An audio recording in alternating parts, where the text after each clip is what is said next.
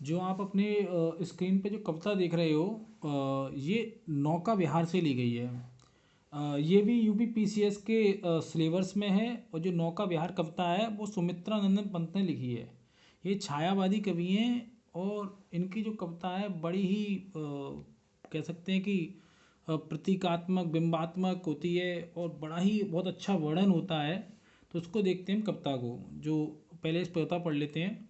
शांत स्निग्ध ज्योत्सना उज्ज्वल, अपलक अनंत नीरव भूतल, सेकत सैया पर दुग्ध धवल, तनवंगी गंगा ग्रीष्म विरल, लेटी है श्रांत क्लांत निश्चल, तापस बाला गंगा निर्मल, शशि मुख से दीप्त मृदु करतल, लहरें उर पर कोमल कुंतल, गोरे अंगों पर सिहर सिहर लहराता तार तरल सुंदर, चंचल अंचल सा नीलांबर, साड़ी की सुकुड़न सी जिस पर शशि की रेशमी विभा से भर, सिमटी है वर्तुल मृदुल लहर। मतलब जो कवि है वो क्या है, अगर इसके बात करें कि संदर्भ क्या है, तो कवि क्या है, रात्रि का समय है और चारों तरफ शांति ही शांति है। ऐसे क्षण में जो कवि अपने मित्रों के साथ नौका विहार के लिए चल पड़ा है। और नौका विहार से पहले की जो पृष्ठभूमि है वो सुमित्रानंद पंत जी ने प्रस्तुत की है। तो कहते हैं शांत स्निग्ध ज्योत्सना उज्ज्वल, चारों ओर स्नेहमयी शांत शुभ चंद्रिका फैली हुई है। आगे कहते हैं अपलक अनंत नीरव भूतल, अर्थात अनंत आकाश अपने नेत्रों से निष्पलक होकर शांत धरती तल की ओर देख रहा है। जो अनंत आकाश है वो अपने नेत्रों से निष्पलक होकर शांत धरती तल की ओर देख रहा है। सेकत सैया दुग्ध धवल, तनवंगी गंगा ग्रीष्म विकल, लेटी है शांत लेटी है श्रांत क्लांत निश्चल। और बिखरी हुई बालू की जो स्वप्न सैया है, मतलब उन्होंने कल्पना की है, जो बिखरी हुई बालू की जो स्वप्न सैया है उस पर दूध के समान, मतलब जो गंगा को दूध के समान श्वेत रंग वाली, दूध के समान जो श्वेत रंग वाली गंगा दिनभर के प्रवाह से शिथिल होकर दिनभर के प्रवाह से शिथिल होकर किसी तपस्विनी के समान लेटी हुई हैं। और तापस कन्या तनवंगनी है, और जो तापस कन्या है वो तनवंगनी है। इधर गंगा रूपी तपस्विनी भी ग्रीष्म की प्रचंडता के कारण प्रचुर जलधाराओं के अभाव में विरल और तनवंगनी सी प्रतीत हो रही है। तनवंगनी सी प्रतीत हो रही है और तपस्विनी का मन सदैव निश्चल और सुस्थिर होता है। उसी प्रकार जो गंगा सुस्थिर होता है, उसी प्रकार जो गंगा का प्रवाह भी है इस समय अपने पूर्ण वेग पर नहीं है, अतः वह भी अचंचल मन वाली प्रस्तुति की गई है। अचंचल मन वाली प्रस्तुति की गई है। आगे तापस बाला गंगा निर्मल, शशिमुख से दीप्त मृदु करतल, लहरें उर पर कोमल कुंतल, अर्थात इस तापस कुमारी गंगा ने अपनी जलराशि में प्रतिबिंबित होते हुए अपने चंद्रमा जैसे सुकुमार मुख को हथेली के ऊपर, जो हथेली के ऊपर टिका रखा है।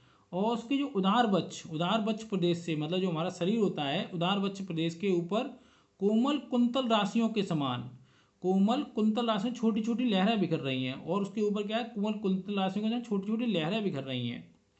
आगे कहते हैं गोरे अंगों पर सिहर सिहर लहराता तार तरल सुंदर, चंचल अचला सा नीलांबर। और कहते हैं गंगा की जो धवल उर्मियों के ऊपर जो नीले आकाश की प्रछाया बार बार कांप उठती है, वह ऐसी प्रतीत हो रही है कि गंगा कुमारी के गोरे गोरे सुकुमार अंगों के ऊपर नक्षत्र रूपी चंचल और शुभ्र तारों से बना हुआ नीला आकाश रूपी वस्त्र बार बार सिहर उठ रहा है।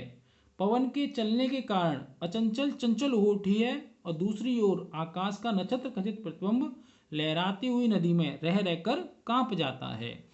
अगली लाइन का अर्थ है साड़ी की सुकुड़न सी जिस पर, साड़ी की सुकुड़न सी जिस पर शश की रेशमी विभा से भर, सिमटी है बर्तुल मृदुल लहर, अर्थात उस चंद्रमा की छाया के प्रकाश से चंचल होती हुई जो एक बड़ी लहर अचानक धारा के मुख्य प्रवाह के साथ उभर आई है वह ऐसी प्रतीत होती है मानो गंगा कुमारी की साड़ी की सुकड़ने हों, जो कि उसके गोरे अंगों की आभा के कारण अलग ही दीप्ति हो उठी हों।